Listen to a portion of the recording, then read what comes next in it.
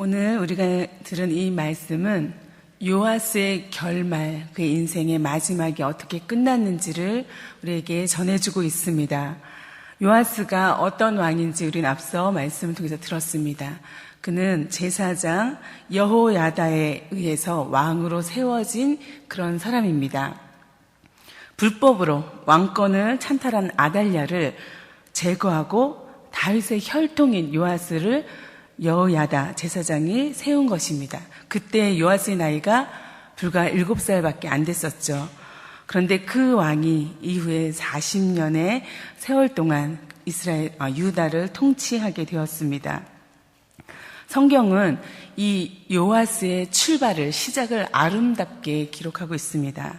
제사장 여호야다가 세상에 사는 모든 날에 요아스가 여호와 보시기에 정직하게 행하였다, 올바르게 행했다, 이렇게 기록하고 있는 것입니다. 그런데 오늘 우리가 읽은 말씀은 전혀 그렇지 못하죠. 17절 말씀에 보면은 여호야다가 죽은 후에 유다 방백들이 와서 왕에게 절하매 왕이 그들의 말을 듣고 그의 조상들의 하나님 여호와의 전을 버리고 아세라 목상과 우상을 섬겼으므로 그 죄로 말미암아 진노가 유다와 예루살렘에 임하니라 라고 기록되어 있습니다. 그가 이전에 그 모든 것들을 버리고 우상을 섬기고 그 죄로 징벌을 받았다. 이것이 요아스의 삶을 정리한 마지막 말입니다. 제사장 여호야다가 130년이라는 짧지 않은 삶을 살고 이제 늙어서 죽었습니다. 그 순간 요아스가 완전히 돌변하게 된 것입니다. 여호와 앞에 그렇게 정직하게 올바르게 행했던 그 사람이 유다 방백들의 그 사람들 신하들의 말을 듣고 우상을 섬기는 그런 모습으로 바뀌게 된 것입니다. 하나님께서 선지자들을 보내서 여호와께 돌아오게 하려고 그들을 이렇게 경고하고 하나님 메시지를 주지만 그들은 듣지 않았습니다. 요아스뿐만 아니라 그 많은 백성들이 그 말씀을 외면한 것입니다. 이에 제사장 여호야다의 아들, 죽었던 여호야다의 아들인 스가랴가 나서게 됐습니다. 하나님의 영이 그를 감동시켜서 그가 백성들 앞에 높이 서서 하나님의 메시지를 전하게 된 것입니다. 오늘 20절의 말씀은 이렇게 기록하고 있습니다. 너희가 어찌하여 여호와의 명령을 거역하여 스스로 형통하지 못하게 하느냐 하셨나니 너희가 여호와를 버렸으므로 여호와께서도 너희를 버리셨느니라. 예. 그러나 그들의 마음은 완악했습니다. 회개하기는커녕 오히려 그의 아들 스가랴를 죽였습니다. 무리가 함께 꾀하고 왕의 명령을 따라서 스가랴를 여호와의 전 뜰에서 돌로 쳐서 죽이게 된 것입니다. 스가랴는 말씀드린 대로 여호야다의 아들입니다.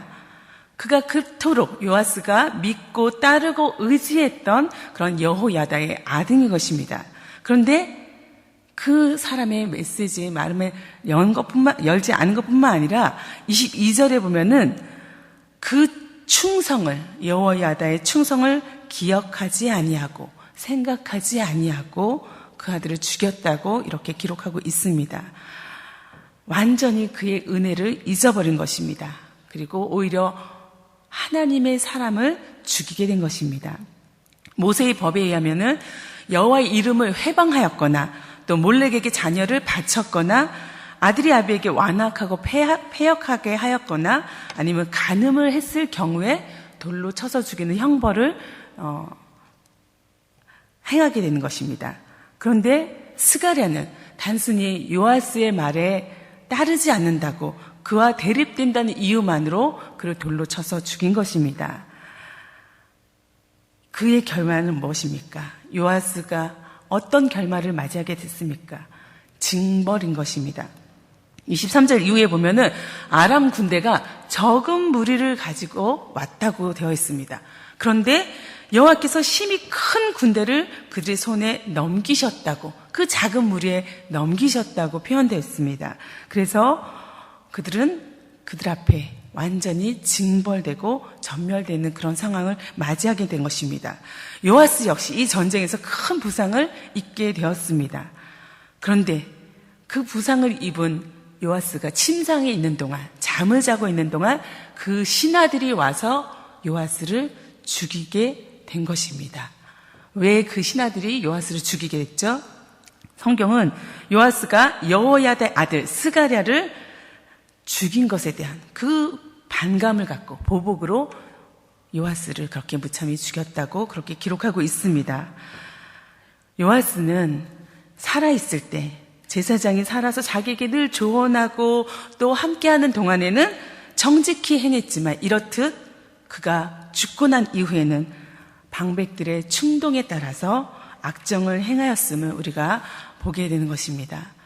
그런데 이상한 것은 어떻게 앞선 내용과 이렇게 다르게 요아스가 갑자기 변했을까요? 완전히 다른 모습으로 살게 됐을까요? 그것은 바로 요아스의 믿음이 여호야다에게 깊이 의존되어 있음을 보여주는 증거입니다.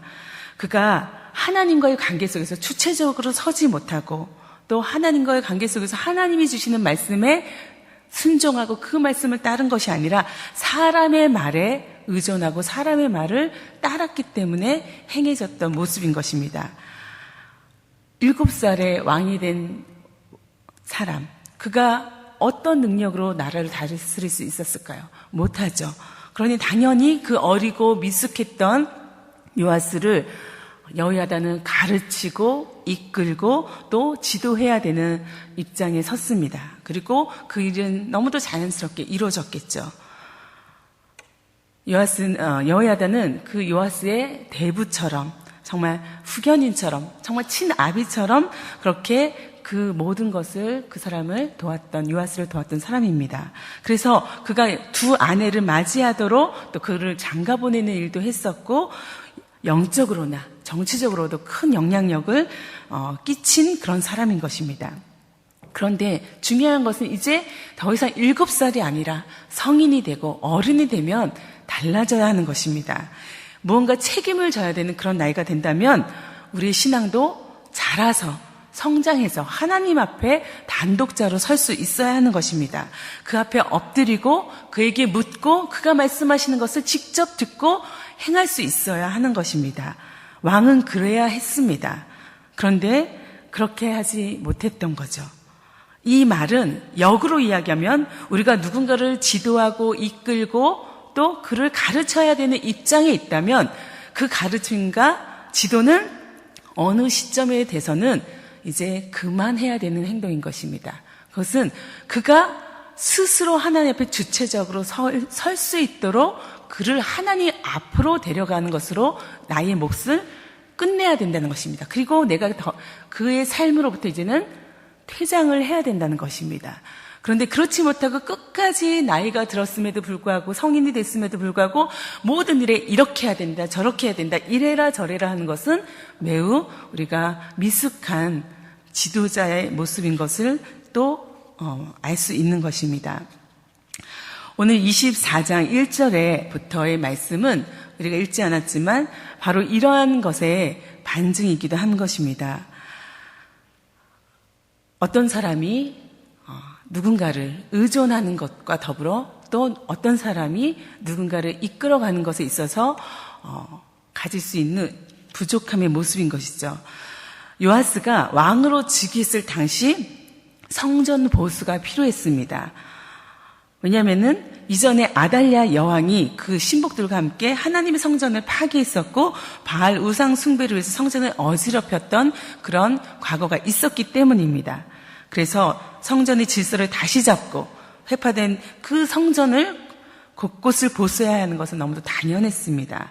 4절 말씀에 의하면 요아스는 그 일을 하려고 했습니다. 그것도 빨리 하려고 했습니다. 왜냐하면은 자기가 왕이 된 이후에 23년이 지났는데도 그 일이 진행되지 않았기 때문입니다. 그래서 5절에 보면 그 일을 빨리 하라라고 명령하고 있습니다. 그 일을 빨리 하라. 누구에게 명령한 것이냐면 바로 제사장들과 레위 사람들에게 한 것입니다. 제사장들과 레위 사람들에게 이제 성전을 보수해야 되니까 성전을 보수하는 데 필요한 그 돈, 자금을 마련하는 성전세를 성읍마다 돌아다니면서 거두어 드리도록 명령을 한 것입니다. 그런데 이상하게도 레위 사람들이 좀처럼 움직이지를 않는 것입니다.